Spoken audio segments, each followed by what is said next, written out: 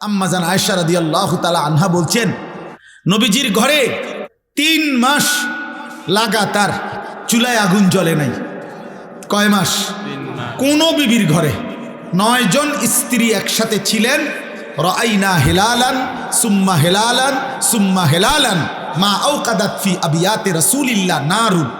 নবীর কোন বিবির ঘরে 3 চাঁদে 3 মাসে চুলায় আগুন জ্বলে নাই। 3 মাস পর্যন্ত কোনোদিন রান্না করা খাবার নবী এবং নবীর বিবিরা খান নাই, শুধু খেজুর পানি খাইছেন। 14 দিনও পেটে পাথর বাঁধছেন, ক্ষুধার কষ্ট সয়েছেন। কেন?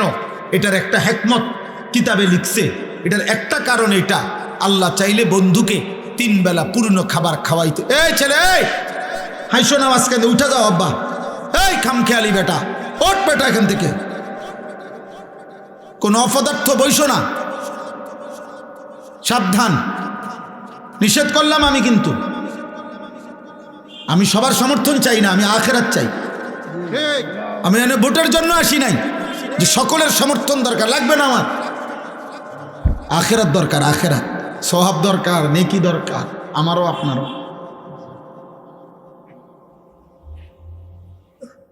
মনে রাখবা আব্বা, আমি যত কথাই আমরা বলি, হেদায়েত মূলত আল্লাহর হাতে, পরিবর্তন মূলত কার হাতে? আল্লাহর হাতে। এটা নবীজিকে আল্লাহ আগে বলে রাখছে, বন্ধু দাওয়াত দিবেন আপনি, লোক নেবো আমি। দাওয়াত দিবেন আপনি, লোক নেব কি আমি। আপনি দাওয়াত দেন সবাই রে, যে দূর লোক লাগে, যে কয়জন সাহাবী লাগবে ইসলামের জন্য, ইমানের জন্য, কালেমার বিজয়ের জন্য, এটি আমি নেব। এই জন্য নবীজি আবু বকরকেও দাওয়াত দিছে, আবু জাহেলকেও দাওয়াত দিছে, ওমরকেও দাওয়াত দিছে, আবু লাহাবকেও দাওয়াত দিছে, ওসমানকেও দাওয়াত দিছে, উতবাকেও দাওয়াত দিছে, আলীকেও দাওয়াত দিছে, শাইবাকেও দাওয়াত দিছে। আপনি যেই কোনো হুজুর রেজি গায়েন, 8 জন মানুষের নাম বলছি আমি এখন। এই 8 জনই একই বংশের, কোরাইশ বংশের, এক এলাকার, এক মহল্লার। আল্লাহ বলছে, বন্ধু আবু বকরকে আমি নিলাম, আবু জাহেলকে নিলাম না, ওমরকে নিলাম, আবু লাহাবকে নিলাম না, ওসমানকে নিলাম, উতবাকে নিলাম না, আলীকে নিলাম, শাইবাকে নিলাম না। এদেরকে কেন নিলেন? আমার ইচ্ছা। এদেরকে কেন নিলেন না? আমার ইচ্ছা। কার ফয়সালা?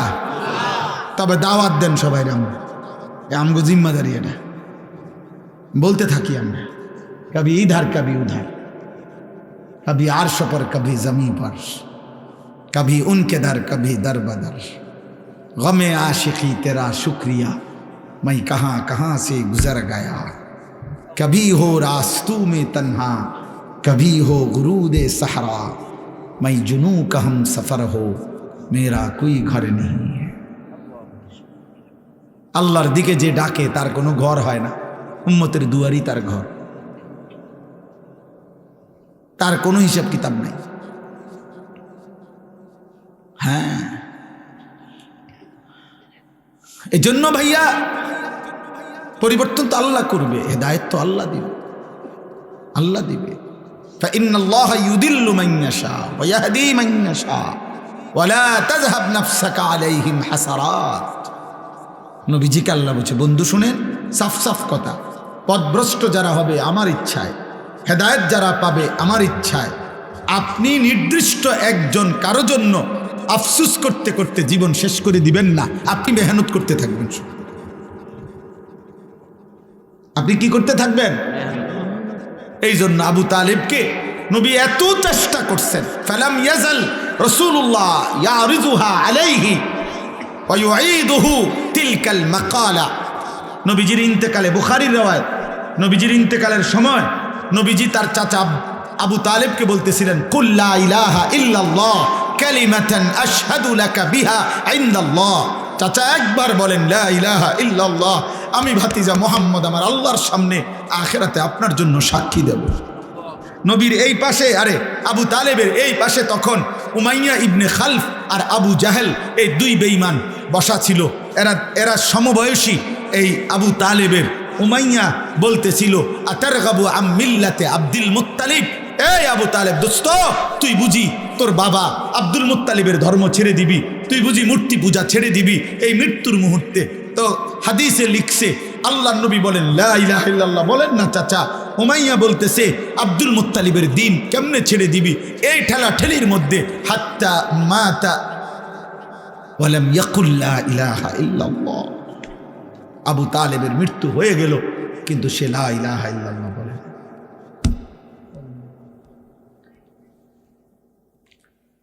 এজন্য দোস্ত, ছেলের একটা ছেলেকে বলি, দোস্ত সমবয়সী জাহান্নামী বানায় বেশি,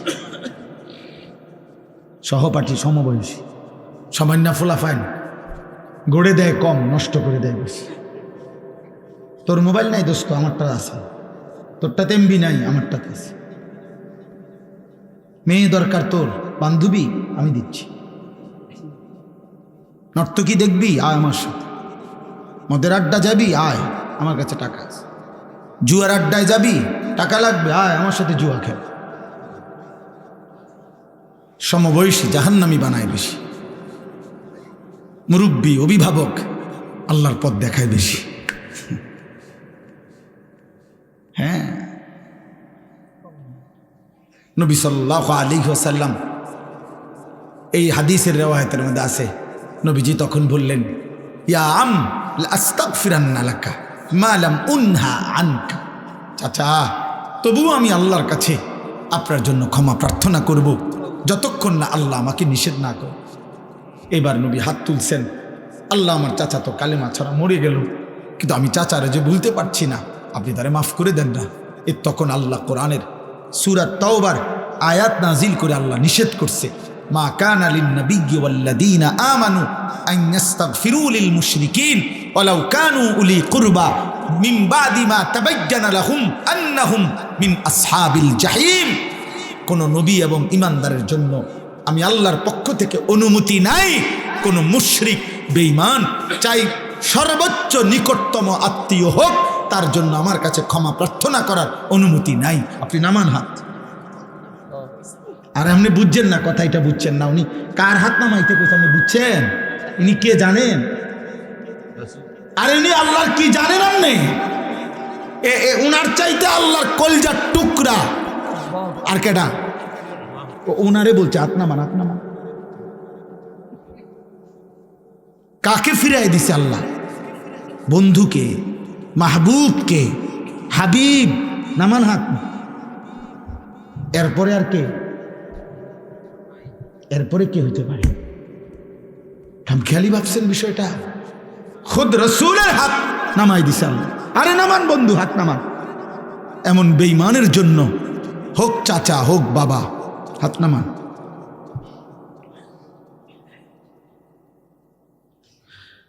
ওফ,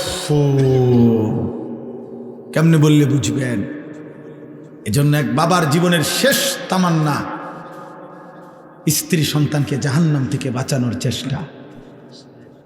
এক সন্তানের শেষ তামান্না, শেষ আকাঙ্ক্ষা বাবা মা তাদেরকে জাহান্নাম থেকে বাঁচানোর চেষ্টা।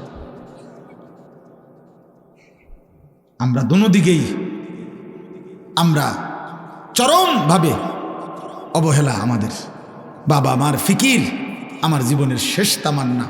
সন্তান, বিবি, বাচ্চার ছেলে মেয়েগুলোর বিয়ে ও শাদী, বিল্ডিংয়ের কাম শেষ করে দাও। সন্তানের শেষ তামান্না আব্বা মারে কুগা যাক তো কইতে পারবো, আমি খাওয়াইয়া দিছি আব্বারে, আমার নিজ হাতে শেষবারের মতো খাওয়াইয়া আব্বারে কবর শেষ। শেষ তামান্না পূরণ হয়েছে। ভাত কতটি খাওয়াই দিছে আব্বারে, ভাতের থালা, আপেল।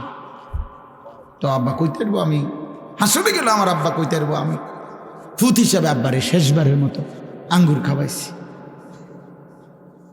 শেষ তামা। আহা, এই খাওয়াই নাও নাই। আচ্ছা ধরে নিলাম একজন ইমানদার বাবার বুঝি শেষ তামান্না ছেলে মেয়ের বাড়িঘর। একজন ছেলের বুঝি শেষ তামান্না বাবা মায়ের আফেল মালটা বুঝি আখিরাত, জাহান্নাম থেকে বাঁচানোর চেষ্টা। কোরআনুল কারীমে আছে ইব্রাহিম আলাইহিস সালাম ওনার আব্বা আজরকে বলছে জাহান্নাম থেকে বাঁচানোর জন্য।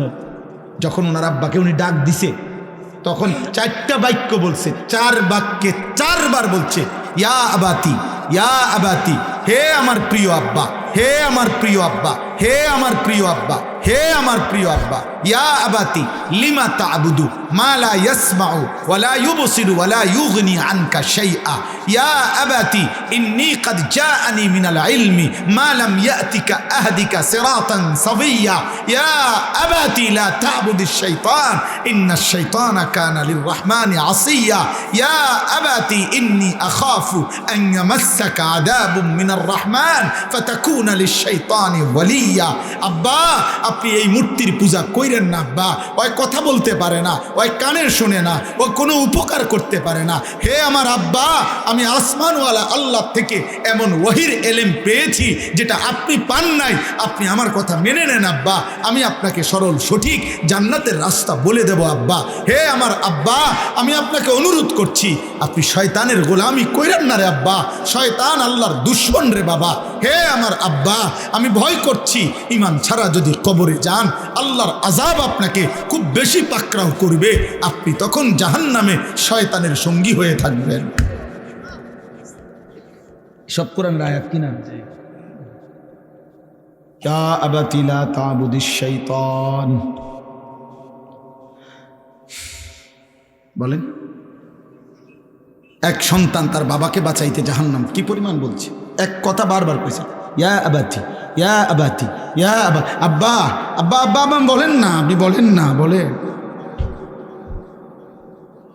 950 বছর পরে আল্লাহ বলে দিছে, ওয়া উহিয়া ইলা নূহিন আন্নাহু লান ইউমিনা ইল্লা মান ক্বাদ আমানা ফালা তাবতাইস। 950 বছর পরে আল্লাহ নূহ নবীকে বলছে যে হে নবী নূহ, আর কেউ ঈমান আনবে না, অতএব তুমি আর হতাশ নিরাশ হইও না, আর আহাজারি করো না, তুমি এবার তোমার অনুসারীদেরকে নিয়ে তুমি বাহনে উঠো, আমি বাকিদেরকে তুফান দিয়ে শেষ করে দেব। কথাটা বুঝছেন? কে ফয়সালা শুনাইছে? কে? আর কি হবে না? আর কেউ? ওয়া উহিয়া ইলা নূহিন আন্নাহু লান ইউমিনা ইল্লা মান ক্বাদ আমানা। আর হবে না। তবুও যেদিন নৌকা ছেড়ে দেয়, তুফানের পানি উঠছে, তো উনি তো জানে আর কেউ ঈমান আনবে না। খোদার কসম, কোরআনে লিখছে, কোরআনে আল্লাহ বলছে, তবুও তিনি উনার সন্তান, এক বাবা তার সন্তান কেনানকে ওই সময়ও আবার বলছে, ইয়া বুনাইয়ার কাম্মানা ওয়ালা তাকুম মাল কাফিরিন।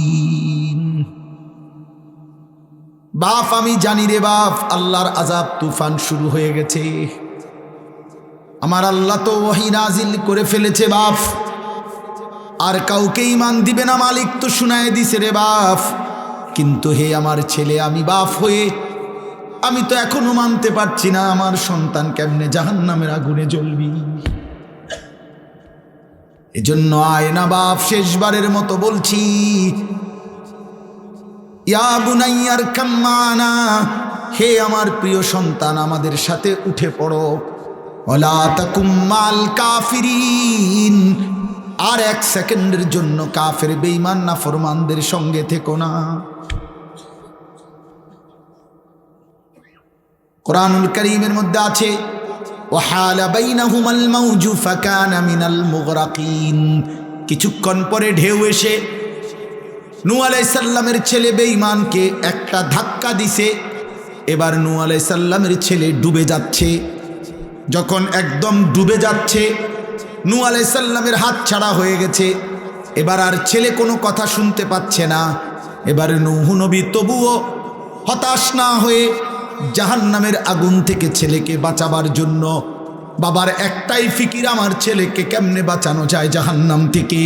তো এবার আসমানের দিকে 2 হাত তুলে আল্লাহকে বলছে, রব্বি ইন্না বিনি মিন আহলি। আল্লাহ, ডুবে যাচ্ছে যেইটা, এটা আমার ছেলে, আমার বংশধর, আমার রক্ত, আমি বাপ হয়ে চোখের সামনে কেমনে মেনে নেব রে মাওলা, আমার সন্তান ছিল জাহান্নামী হবে, জাহান্নামের আগুনে কেমনে জ্বলবে। আল্লাহ, সন্তান এটা তোমার সন্তান না, ফালা তাসআলনি মা লাইসা লাকা বিহি ইলমুন ইন্নী আইযুকা আন তাকুনা মিনাল জাহিলিন। আল্লাহ বললেন, নূহ, যেই বিষয়ে তোমার পূর্ণ জ্ঞান নাই, তোমাকে না আমি বলেছি আমি ঈমান দেব না, তবুও তুমি চাইলা কেন? হাত উঠাইলা কেন? হাত নামাও।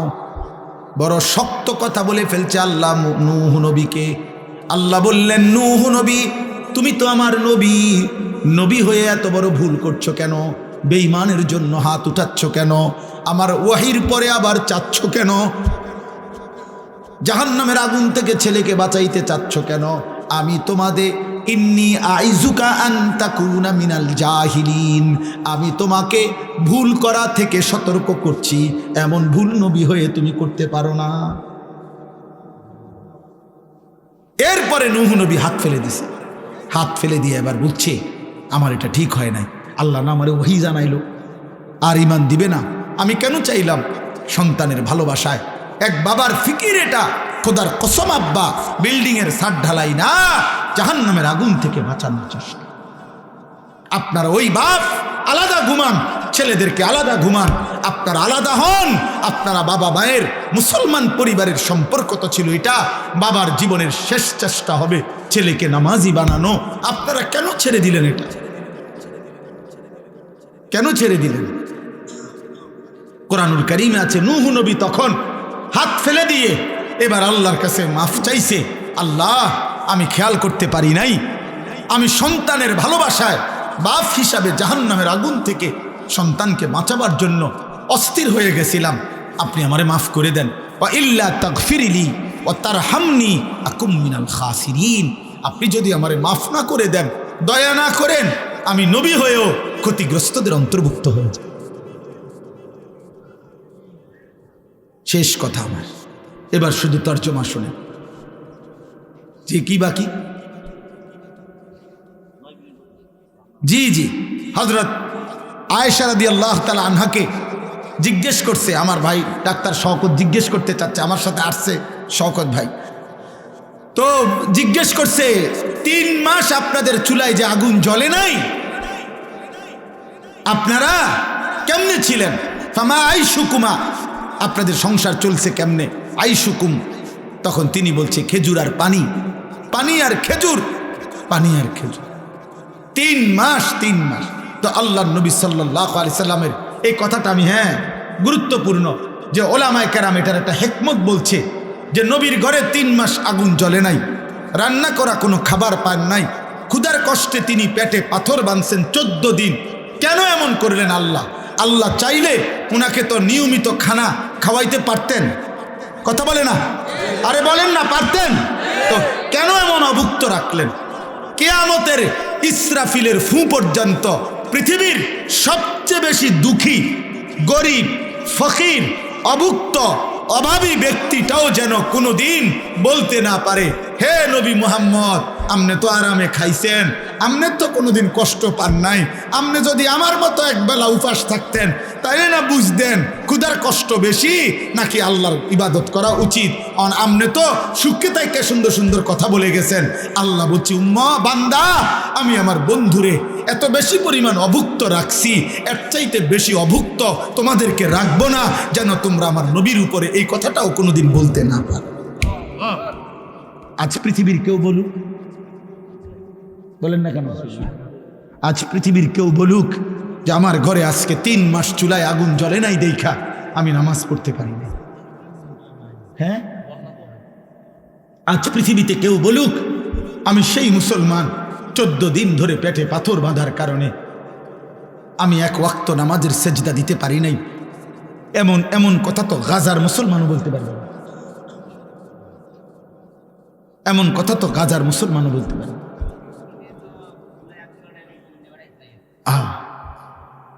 বলেন চাচা, বুঝছেন নি হিসাবটা? মাশাআল্লাহ, শওকত ভাই গুরুত্বপূর্ণ কথা মনে করাই দিছে। অর্থাৎ কেন কোন উম্মত যেন, আমরা বলি না অনেক সময়, ও রাহেন সুখে থাকলে এরকম লম্বা লম্বা কথা কম যায়, আমার মতো অভাবে পড়তেন তাই না বুঝতেন। আল্লাহ বলছেন, নবী বলবেন, উম্মত আমার চাইতে বেশি অভাবী ছিল আমার কোন উম্মত বলো? আমার চাইতে বেশি অভাবী ছিল আমার কোন। এজন্য সাহাবারা আপনারা শুনছেন না, ওনারা এই খন্দকের যুদ্ধের সময় একটা পাথর বাঁধা পেট ক্ষুধার কষ্টে নিয়ে যখন নবীজির সামনে আসছেন, ইয়া রাসূলুল্লাহ ক্ষুধার কষ্টে পেটে একটা পাথর বাঁধছি, আল্লাহর নবী তখন নিজের চাদর সরাইয়া মুখে কিছু না বলে দেখাইলেন। সাহাবীরা দেখলেন যার কাছে অভিযোগ করতে আসছেন তার পেটে 2টা পাথর। এবার তারা ফিরে চলে গেছে। উত্তর তো ওইখানেই দেখা যায়, আর মুখে কি বল।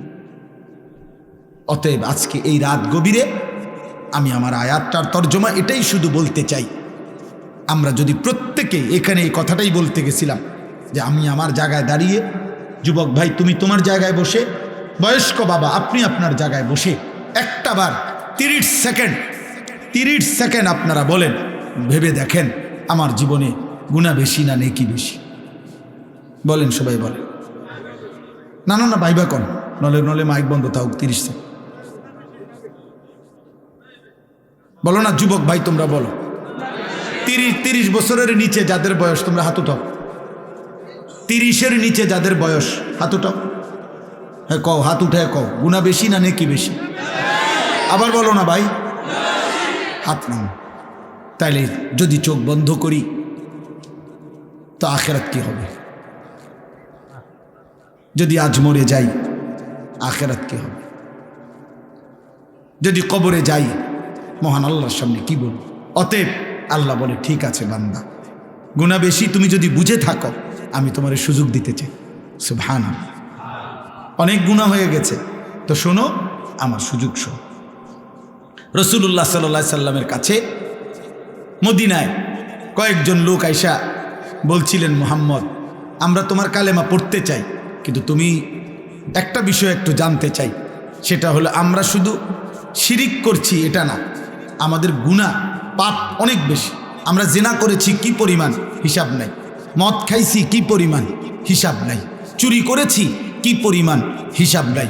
মুহাম্মদ এত বেশি পরিমাণ গুনাহ আমরা পাপ করেছি, আমাদের আইডিয়ায় বলে তোমাদের আল্লাহ এত বেশি মাফ করবে না।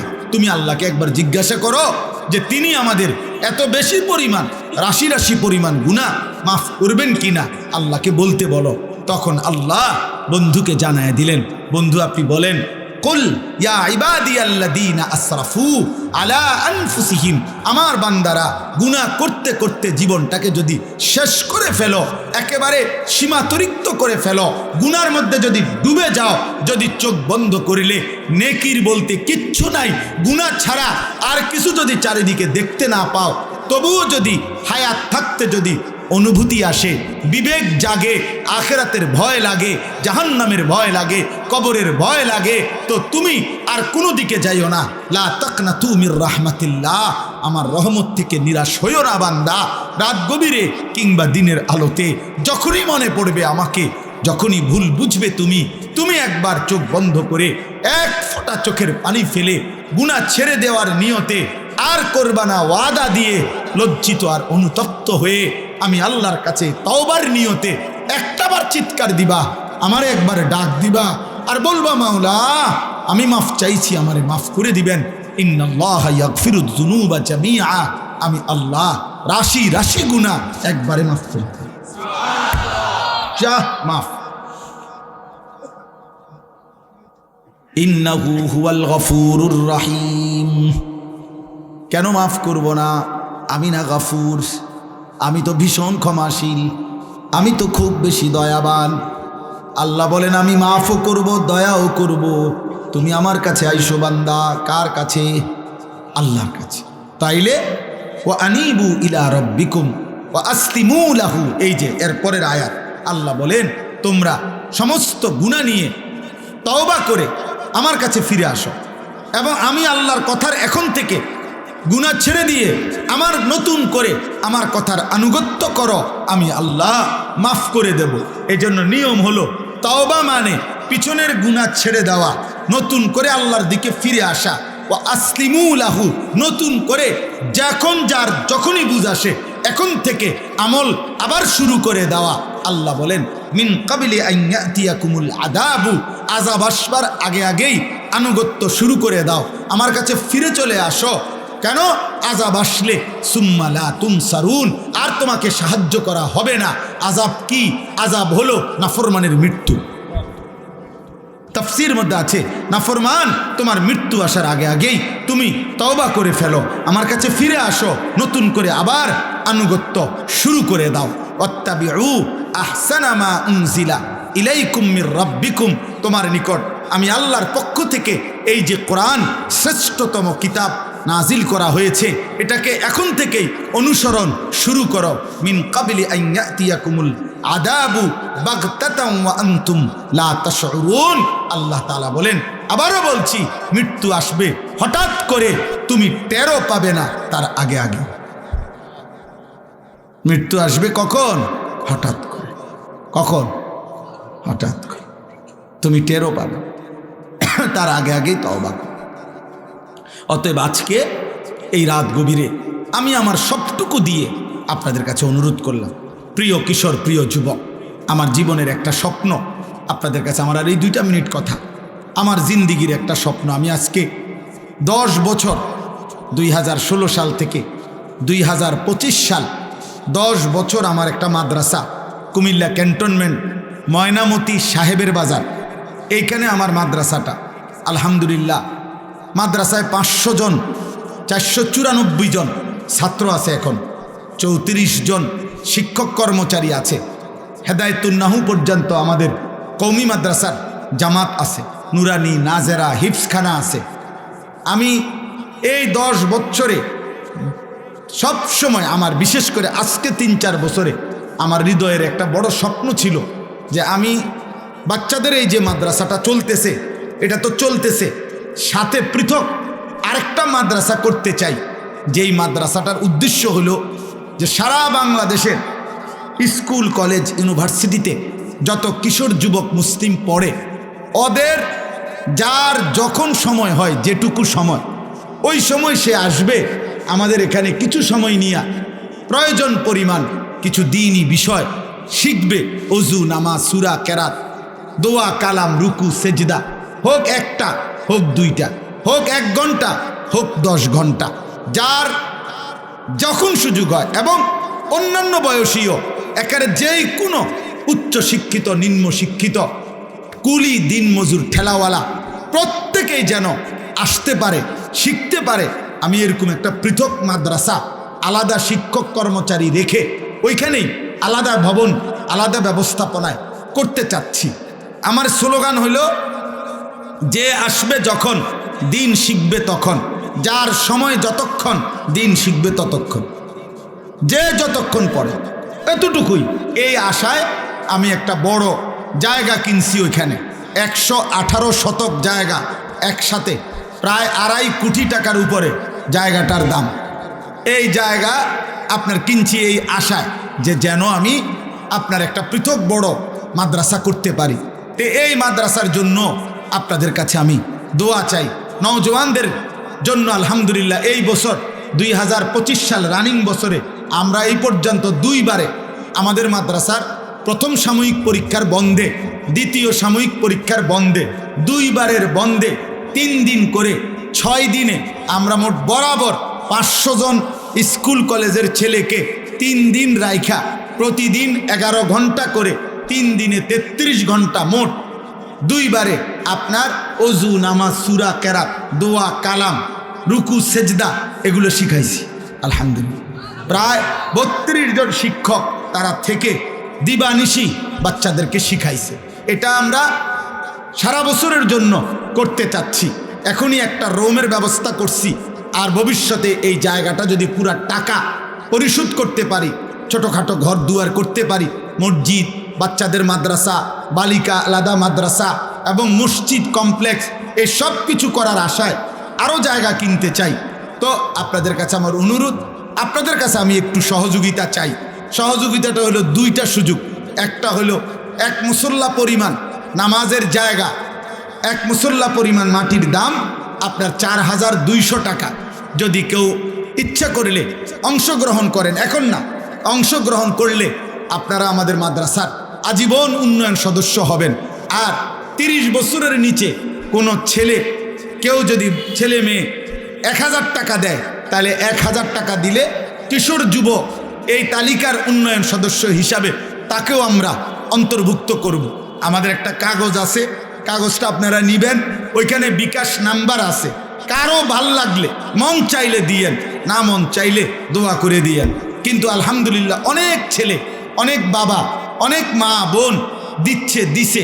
আমার একটা আশা, আমার ইচ্ছা, এটা সর্বাধিক মানুষের সহযোগিতায় মাদ্রাসা হোক, প্রতিষ্ঠান হোক, মসজিদ হোক, যেন সকলে 1000 টাকাওয়ালা 100 টাকাওয়ালাও সাদকায়ে জারিয়ার যেন সওয়াব পায়। এই জন্য ইচ্ছা করলে আপনারা যাওয়ার সময় আমগো কাছেও দিতে পারবেন, অথবা এখানে বিকাশ নাম্বার আছে সেখানেও দিতে পারবেন। আমি আপনাদের সবার কাছে শেষ অনুরোধ করছি, আপনারা যাওয়ার পথে আমাদের সাদা গাড়িতে একটা কিতাব আছে, রাসূলুল্লাহ সাল্লাল্লাহু আলাইহি সাল্লামের জীবনের সমস্ত সুন্নাত, ছোট বড়, নবীর জীবনের একেবারে বিন্দু বিন্দু যত সুন্নত নবীর জীবন থেকে, প্রায় 600 পৃষ্ঠা ব্যাপী এই সুন্নাতের এই বইটা ঢাকা গাজীপুরের আমাদের বাংলাদেশের একজন শীর্ষ বুজুর্গ অধ্যক্ষ মিজানুর রহমান চৌধুরী কাপাসিয়ার হজরত, বাংলাদেশের বড় বড় ওলামাদের শায়েখ, তিনি এই কিতাব অনেক আলেমদের সমন্বয়ে লিখাইছেন। অনেক সুন্দর, আমি নিজেও পড়ি। আমরা এটা হজরতের কাছ থেকে এনে নবীজির সুন্নতের একটা বই উম্মতের ঘরে ঘরে পৌঁছুক এই আশায় 400 টাকা মূল্যে এটা বিক্রি করি। যদি কারো সুযোগ হয় এটাও যাওয়ার সময় আমাদের সাদা গাড়ি থেকে কিনবেন। আজকে এই বাইতুল কি নাম মসজিদে, বাইতুল আমান জামে মসজিদে আপনারা যারা দান করছেন, আল্লাহ আপনাদের একটা একটা দানে বরকত দান করেন, আল্লাহ আপনাদের সবাইকে কবুল করেন। আমার কিশোর যুবক ভাই, 30 বছরের নিচে যাদের বয়স, তোমাদের কাছে আমার শেষ একটা দায়িত্ব আছে। সারা বাংলাদেশে আমি একটা ছোট্ট কাজ করি। আমার শায়েখ আল্লামা মুফতি মুশতাকুন নবী সাহেব আমার হজরত আমার এই দায়িত্বটা দিছেন। সেটা হলো আমরা একটা মেহনত করি কিশোর যুবক ছেলেদের জন্য, সেটার নাম হলো ফজর ক্যাম্পেইন, মানে ফজরের নামাজের মুসল্লি বৃদ্ধির চেষ্টা। ক্যাম্পেইন মানে প্রচারণা, ইংরেজি শব্দ। অর্থ হলো এই 30-এর নিচে কোনো কিশোর যুবক সে সিদ্ধান্ত নিবে কোনো মহল্লার যে আমি ফজরের নামাজ নিজে পড়ব, আমার একজন বন্ধুকে ফজরের নামাজের জন্য জাগাবো। তাইলে তোমরা 2 জন হইবা, তোমরা যদি 2 জন আবার 2 জনকে জাগাও তাইলে 4 জন হবে, 4 জন ডাকলে 8 জন হবে, 8 জন ডাকলে 16 জন হবে। এইভাবে ধীরে ধীরে ফজরের নামাজের মুসল্লি বাড়বে। ফজরের নামাজের মুসল্লি বৃদ্ধি কেন দরকার?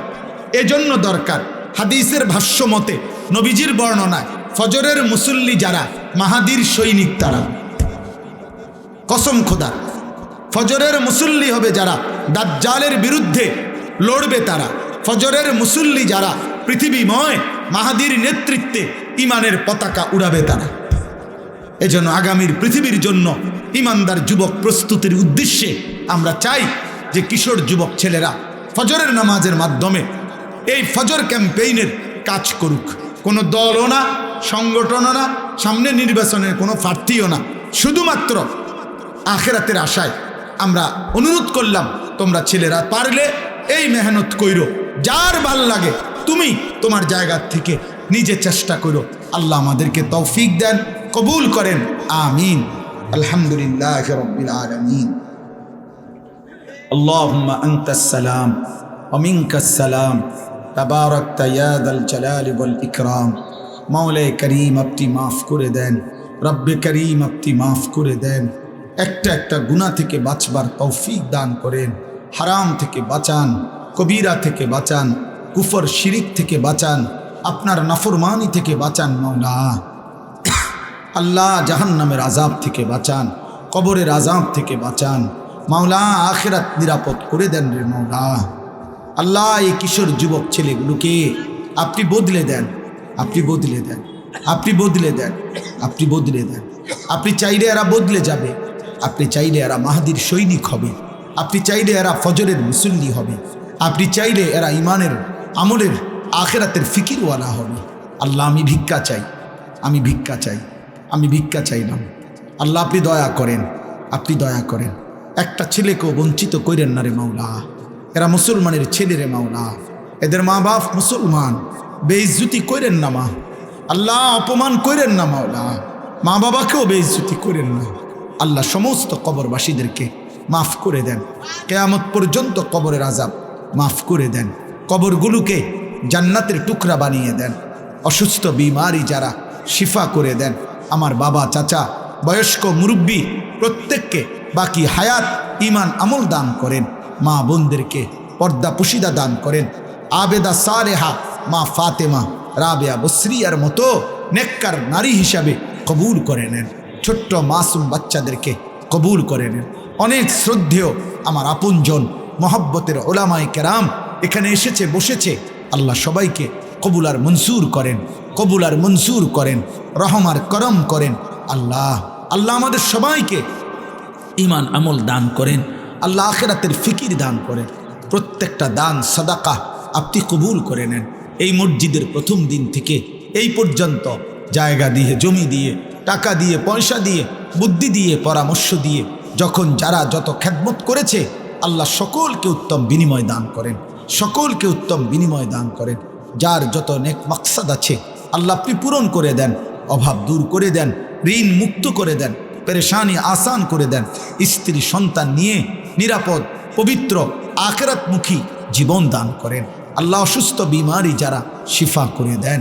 আল্লাহ যে যত মাকসাদে দোয়া চেয়েছে সকলের নেক মাকসাদ আপনি কবুল করে নেন।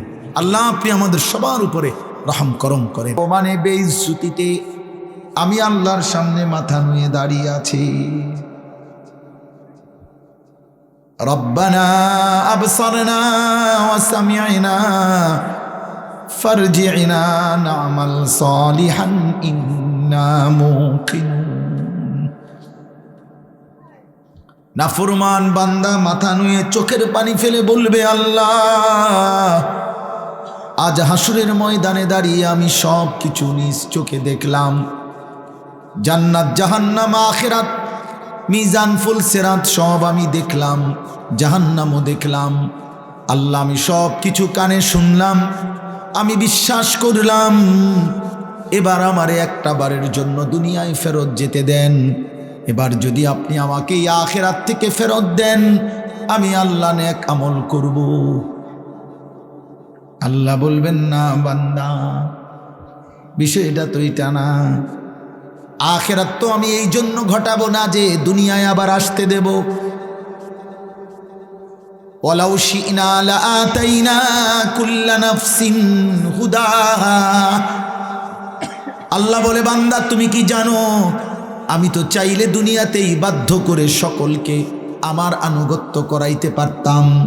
পারতেন কিনা বলো না ভাইয়া? এই বাপ বলো। আল্লাহ এখানে আমরা সকলকে আল্লাহ তাআলা সেজদা দেওয়াইতে বাধ্য কইরা আল্লাহর পক্ষে সম্ভব? সম্ভব? আল্লাহ চাইলে পারতেন। এই কথা কোরআনে আল্লাহ বারবার বলছে, ওয়ালাউ শাআ রাব্বুকা লাআমানা মান ফিল আরদি কুল্লুহুম জামিআ। আল্লাহ বলে, তোমার রব চাইলে জমিনের সব আল্লাহর প্রতি ঈমান আনতে পারত। আল্লাহ বলেন, ফালাউ শাআ লাহাদাকুম আজমাইন। আল্লাহ চাইলে সকলকেই হেদায়েত দিতে পারতেন। ওয়ালাকিন হাক্কাল কাউলু মিন্নি। কিন্তু আল্লাহ বলেন, আজ হাসরের ময়দানে আমার চূড়ান্ত ফয়সালা। আজকে আমি বান্দা মাফ করব না, আজ আমি বিচার করব। লাআমলাআন্না জাহান্নামা মিনাল জিন্নাতি ওয়ান নাসি আজমাইন। আজ আমি আল্লাহ আখিরাতে কোটি কোটি নাফরমান মানুষ এবং জিন দিয়ে আমার জাহান্নাম পূর্ণ করব।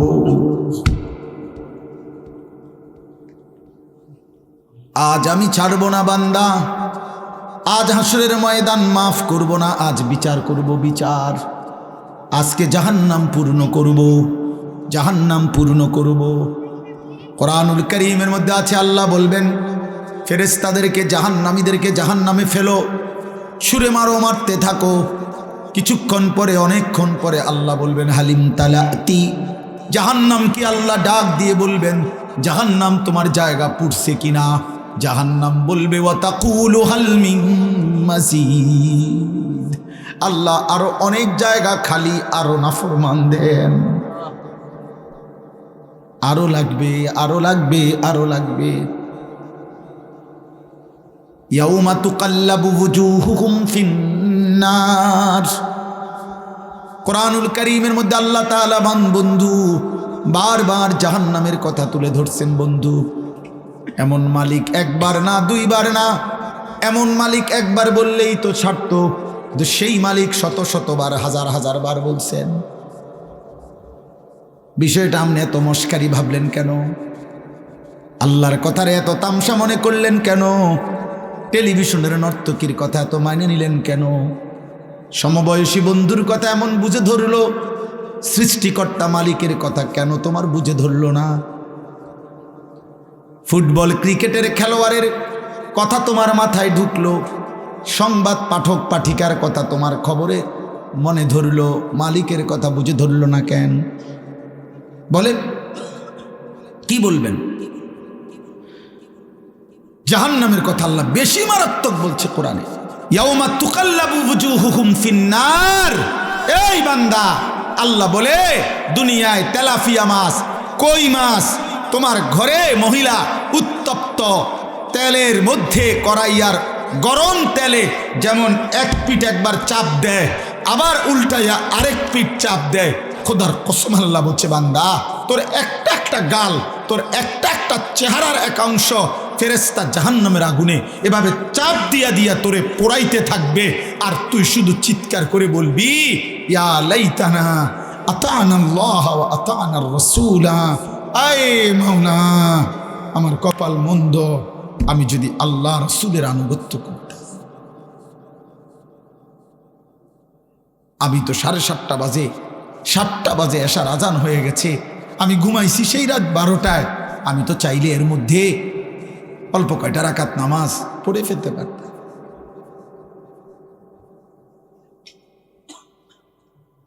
আমি তো জোহরের সময় দুপুরবেলা সজাগই ছিলাম। আমি তো খানার জন্য দোকান বন্ধই করছিলাম। আমার অফিস, আমার কর্ম তো ছুটি দিছিল আমারে। আমি তো ইচ্ছা করলে নামাজটা পড়তে পারতাম, আমি তো পারতাম। হায়, আমি কি করলাম? ইয়া লাইতানা আতানাল্লাহ ওয়া আতানার রাসূলা তালফাহু ওয়ুজুহুহুম ফিন্নার ওয়া হুম ফিহা কালিহুন। আল্লাহ বলে, বান্দা জাহান্নামের আগুনে তোমার চেহারা পুরাইতে পুরাইতে একেবারে বিভৎস কালো কুৎসিত হয়ে যাবে তোমার চেহারা। জাহান্নামী এত চিৎকার করবে, আল্লাহ বলবে, আলাম তাকুন আয়াতি তুতলা আলাইকুম ফাকুনতুম বিহা তুকাদ। তুমি বলো না বান্দা, আমার আয়াত, আমার কথা, আমার কোরআন কি তোমার সামনে পড়া হয় নাই? তুমি তো বারবার মিথ্যা মনে করেছিলে। সেদিন কি মনে নাই আমি কতবার শোনাইছিলাম? একটা বছরে 52 সপ্তাহ জুমার নামাজের ইমাম সাহেব তোমারে কি কম বেশি কিছু কথা বলে নাই? তোমার গ্রামে কতবার ওয়াজ হইছে, মাহফিল হয়েছে, কত বক্তা তোমারে কত হাজারি চিৎকার করে কি বলে নাই? কেউ কি তোমারে আখিরাতের কথা শোনায় নাই? কি বলবেন? ওয়ালিল্লাযীনা কাফারু বিরাব্বিহিম আযাবু জাহান্নাম। আল্লাহ বলেন, নাফরমান বেঈমানের জন্য জাহান্নামের আযাব। ইযা উলকু ফিহা সামিউ লাহা শাহীকান ওয়া হিয়া তাফুর।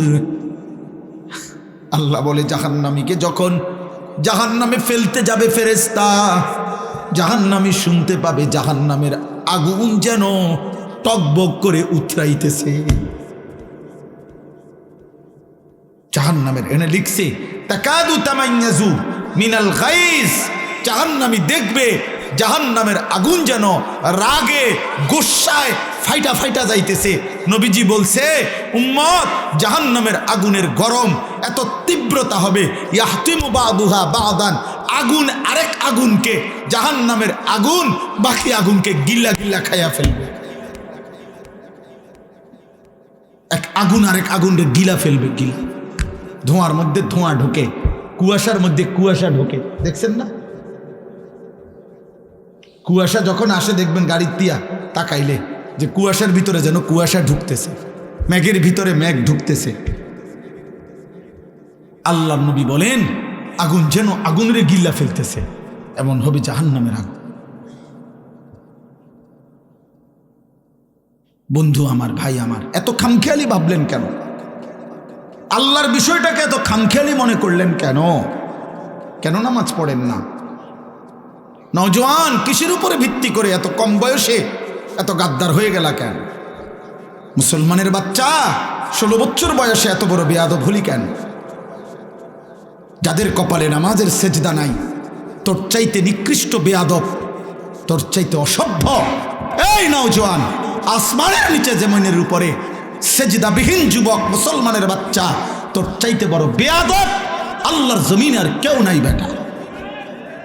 তুই নিকৃষ্ট বেয়াদব বেটা। আমি বললাম বেটা, তুই আমার বিরুদ্ধে স্লোগান দিস, আমার বিরুদ্ধে প্রতিবাদ করিস বেটা, বলিস আমি তোকে বেয়াদব বলছি, তোকে অসভ্য বললাম, তোকে গাদ্দার বললাম, তুই মায়ের কলঙ্ক, তুই বাবার কলঙ্ক, তুই ধর্মের অপমান, কোরআনের অপমান, তুই আমার নবীর 23 বছরকে অপমান করলি। আমার নবী যেন বলতেছে উম্মত, আমি আর কত কাঁদলে সেজদা দিতি। আমার নবী বলবে উম্মত, আমি আর কত রক্ত ঝরাইলে আমার কথা তোমার মনে পড়ত। তুমি শোনো নাই আমি কি পরিমাণ রক্ত ঝরাইছি। আম্মা জান আয়েশা রাদিয়াল্লাহু তাআলা আনহাকে নবীজি বলছে, আয়েশা তুমি জানো না 1.25 লক্ষ নবী রাসূলকে নবুয়তের কাজে যত জুলুম অত্যাচার করা হয়েছে, আমি মুহাম্মদকে তার চাইতে বেশি কষ্ট দেওয়া হয়েছে।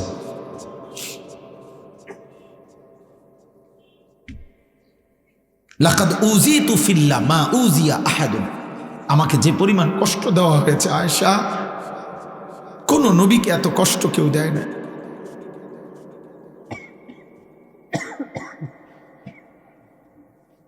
তায়েফের ময়দান থেকে যেদিন নবীজি রক্তাক্ত দেহ নিয়ে ফিরে আসছিলেন, আব্বা সারা শরীর থেকে যখন রক্ত ঝরছে, পায়ের তালু জুতা মোবারক যখন জমাট বাইদা গেছে, জুতা খুলতে পারছিলেন না রক্তের কারণে, হযরত যায়েদ ইবনে হারেসা নবীর পালক পুত্র বলছেন, আমি পারতেছিলাম না জুতা খুলতে, রক্ত এভাবে জমাট বাঁধা। এই রক্ত মাখা দেহ নিয়ে আমরা কিতাবে পড়ছি। রাত্রি গভীর বেলা ওই দিন ফিরে আসার পর মাঝখানে পথিমধ্যে একটা আঙ্গুর খেজুরের বাগানে নবীজি রাত্রে ছিলেন একাকী, একজন লোক নিয়ে যায়েদ তাকে সাথী নিয়ে। সেই রাত্রে নবীজি এমন কান্দা কাঁদছিলেন আল্লাহর কাছে রক্ত মাখা দেহ নিয়ে। আর এই একটা কথা বলছিলেন যে মাওলা ইলা মান তাকিলনি, আল্লাহ আপনি আমারে কার কাছে পাঠাইলেন? আমি এভাবে আপনার কথা বললাম, আমি চাইলাম তাদের হেদায়েত, আমি চাইলাম তাদের জাহান্নাম থেকে মুক্তি, ওরা আমাকে কি পরিমাণ পাথর মারল।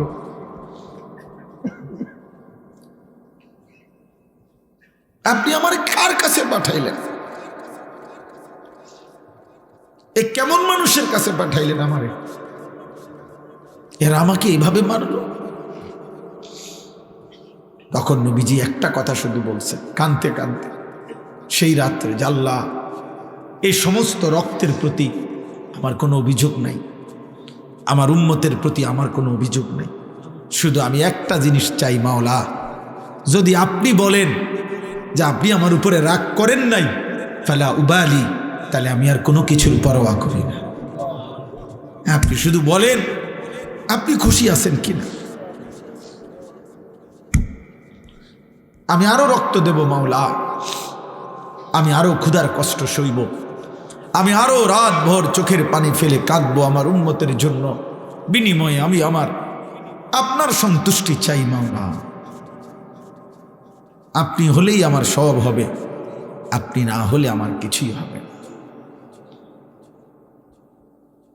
এজন্য দোস্ত, নারী দেখে কি কি মজা পাইলা, উলঙ্গ ছবি দেখে কি কি মজা পাইলা, মদের আড্ডায় কি সুখ পাইলা, জুয়ার আড্ডায় কি সুখ পাই না, জিনার ব্যভিচার আর অসৎ নারীর হারাম সম্পর্কে কি মজা পাই না। নবী সাল্লাল্লাহু আলাইহি ওয়াসাল্লামের হাদিস শুনেন, আল্লাহর নবী বলেন, মান জানা ওয়া শারিবাল খামরা নাযা আল্লাহু বিনহুল ঈমান কামা ইয়াখলাউল ইনসানু আল কামিসা মিন রাসিহি। নবীজি বলেন, যে জিনা করে এবং মদ পান করে, জিনা যে নারীর সাথে হারাম সম্পর্ক করে, নেশা করে, খোদার কসম নবী বলছে আল্লাহ তার কলিজা থেকে, দিল থেকে আল্লাহ তাআলা তার ঈমান এভাবে বের করে ফেলে, মানুষ যেমন গায়ের থেকে জামা খুলে ফেলে।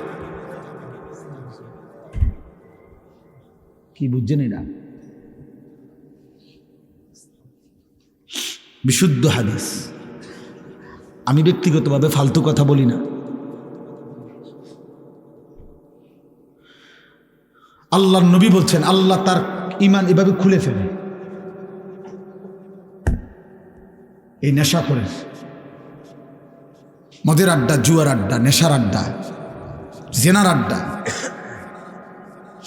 এই তিন জিনিস এক ক্ষতি আনে, তিন দাগ।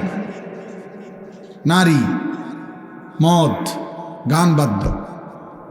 যেখানে গানের আসর সেখানে নারীর আসর, সেখানে মদের আসর। যেখানে মদের আসর সেখানে নারীও আছে, গানও আছে। যেখানে নারী আছে সেখানে মদও আছে, গানও আছে। এটা এক ক্ষতি আনে তিন দাগ নাকি একসাথে। এজন্য যে যুবক গানে আসক্ত, ও নারীতে আসক্ত, ও নেশায়ও। এই হারামখোর চরিত্রহীন। আপনি বাবা জানেন না, আপনি বাবা জানেন। পরে জিজ্ঞাসা করেন, তুই আল্লাহকে সাক্ষী রেখা তুই যদি আমার হালাল ফুত হয়ে থাকস, তো তুই রাত 12টার পরে সকাল পর্যন্ত মোবাইলে কি দেখস? আপনি জিগান, আপনি আপনার ফুতের জিগান, তুই যদি আমার হালাল সন্তান হয়ে থাকস তো তুই ক। আমরা বুঝি না? আপনাদের ছেলেদের চেহারা আপনারা দেখেন,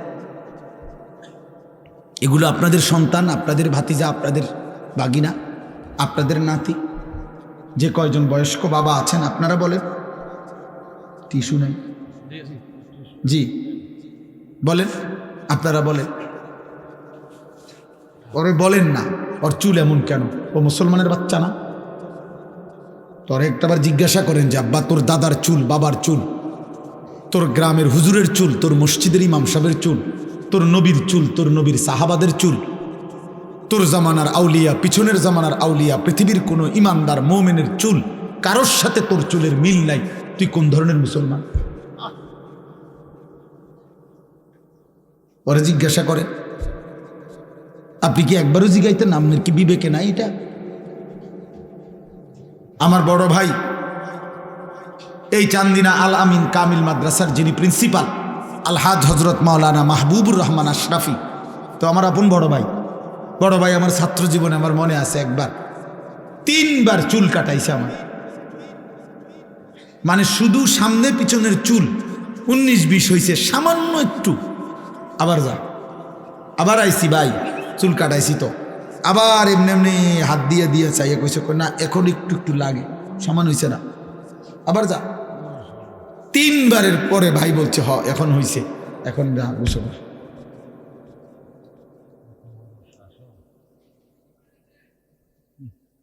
আমার জীবনে একবার শুধু আমি যখন আলেমে পড়ি, খুব সম্ভব 2001 সালে হবে, এই আমি এরকম পাঞ্জাবির এই সাইডে এম্বোটারি করা একটা পাঞ্জাবি কিন্না পিনছিলাম। এই প্রথম যেদিন পড়ছি বড় ভাই সেটা ধইরা দেখেই টান দিয়া সিরা টুকরা টুকরা করে ফেলছে। দোস্ত আমার, প্রিয় সন্তান, তোমাদেরকে বলি এবার, বাবা, তোমাদের বাবারা তোমাদেরকে এভাবে ছেড়ে দিল কেন? 365 দিনে কোনো দিন একদিনও ফজরের নামাজ পড়লা না, তোমার কি কোনো দিন ভোর হবে না? ফজরের মুয়াজ্জিন কি কোনো দিন তোমারে দেখবে না? ভোরের যেই পাখি জেগে ওঠে সে কি তোমাকে কোনো দিন দেখবে না?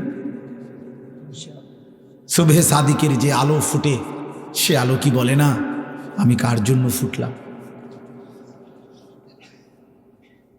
আমরা মুসলমান না? তা আমাদের আল্লাহ যদি আমাদের পছন্দ না হয় তো আল্লাহকে ভালোবাসবে কে? কাফেররা। আমাদের নবী সাল্লাল্লাহু আলাইহি সাল্লামকে যদি আমাদেরই পছন্দ না হয় তো নবীকে ভালোবাসবে কে? বেঈমানরা। আমার নবীর সাহাবাদেরকে যদি আমাদের ভালোবাসা না হয় তো ওনাদেরকে ভালোবাসবে কে? বেঈমানরা। আমাদের কোরআনকে যদি আমরা ভালো না বাসি তো এটা ভালোবাসবে কে? বেঈমানরা। আমাদের ইসলামকে যদি আমাদের পছন্দ না হয় বাবা তো এটা পছন্দ করবে কে? বেঈমানরা। বলে বলেন কেন নামাজ পড়বেন না? যারা ব্যবসা করেন, দোকানদারি করেন, কি বেশি দোকানদারি কি করছেন? সামান্য একটা দোকান চালাইতে গিয়ে এক ওয়াক্ত নামাজ পড়েন না, একটা অটো চালাইতে গিয়ে এক ওয়াক্ত নামাজ পড়েন না। আরে গাদ্দার, মাত্র একটা অটো চালাই আল্লাহর সাথে এত বড় গাদ্দারি, তুমি বিমান চালাইলে কি করতা? তো শক্ত গাদ্দার, বুঝেন না এমনি কথা? সামান্য একটা অটো চালায় এই গাদ্দারে এক ওয়াক্ত নামাজ পড়ে না, এই গাদ্দার বিমান চালাইলে কি করত? একটা সিএনজি চালায় সামান্য, দিন শেষে টাকা 500, মাত্র 500 টাকা নাহলে 1000 টাকা, মাস শেষে নাহলে 25,000 টাকা কামাই করছে, মাত্র 25,000 টাকার নাফরমান এত অহংকারী, এত বড় আসমানওয়ালাকে বৃদ্ধাঙ্গুলি দেখায়।